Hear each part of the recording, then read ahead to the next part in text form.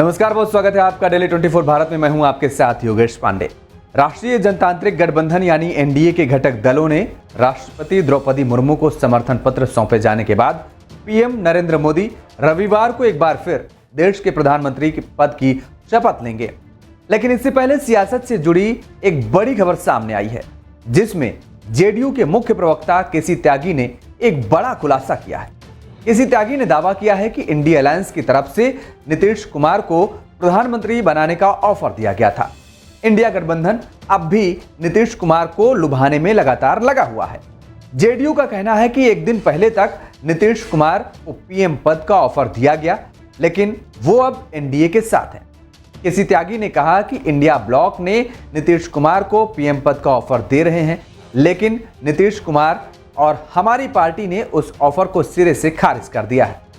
समय का चक्र देखिए, जो लोग नीतीश कुमार को संयोजक के योग्य नहीं मानते थे, वो प्रधानमंत्री पद का ऑफर दे रहे हैं, लेकिन हम अब मजबूती से एनडीए के साथ हैं।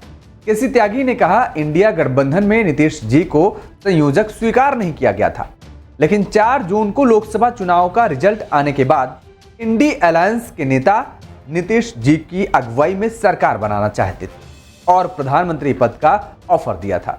लेकिन जेडीयू इंडिया गठबंधन की किसी भी बात में नहीं आने वाली है और जेडीयू पूरे 5 साल एनडीए का हिस्सा बनी रहेगी। बता दें कि नरेंद्र मोदी रविवार को लगातार तीसरी बार प्रधानमंत्री पद की शपथ लेंगे। उन्हें शाम 6 बजे के बाद राष्ट्रपति द्रौपदी मुर्मू पद की गोपनीयता की शपथ दिलाएंगी।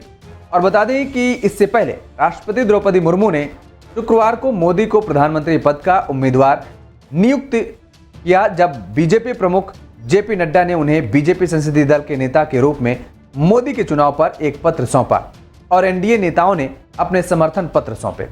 इस बीच खबर है कि 18वीं लोकसभा का पहला सत्र संभवतः 15 जून के आसपास शुरू होगा। पहला सत्र जून के तीसरे सप्ताह में सदन के सदस्यों के रूप में नवनिर्वाचित उम्मीदवारों द्वारा शपथ लेने के साथ शुरू होगा और यह प्रक्रिया 2 दिनों तक जारी रहने वाली है। इसके बाद एक नया अध्यक्ष भी चुना जाएगा।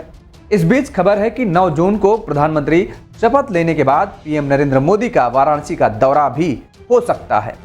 संभावित तारीख 10 या 11 जून फिलहाल बताई जा रही है और मिली जानकारी के मुताबिक यहां पीएम मोदी बाबा विश्वनाथ का दर्शन पूजन और अन्य मंदिरों का भी दर्शन पूजन करेंगे और इसके साथ ही गंगा आरती में भी वो शामिल हो सकते हैं। हालांकि फिलहाल सियासी गलियारों में इस समय सबसे ज्यादा इस बात को लेकर चर्चा हो रही है कि मोदी कैबिनेट में किस पार्टी को कितने मंत्री पद मिलने जा रहे हैं। ऐसा कहा जा रहा है कि बीजेपी ने इसे लेकर अभी कोई निर्णय नहीं लिया है। जब केसी त्यागी से पूछा गया कि जेडीयू को मोदी कैबिनेट में कौन सा मंत्रालय मिलने जा रहा है, तो उन्होंने कहा, देखिए, कौन सा मंत्रालय मिलेगा और कौन सा नहीं, यह प्रधानमंत्री का विशेषाधिकार है।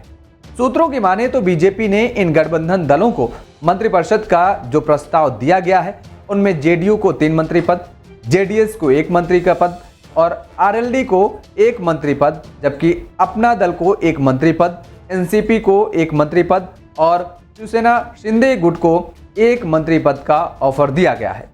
लेकिन किसको क्या ऑफर हुआ है, अभी ये सियासी अटकलें हैं। राजनीति से जुड़ी हर अपडेट के लिए देखते रहें डेली 24 भारत। नमस्कार।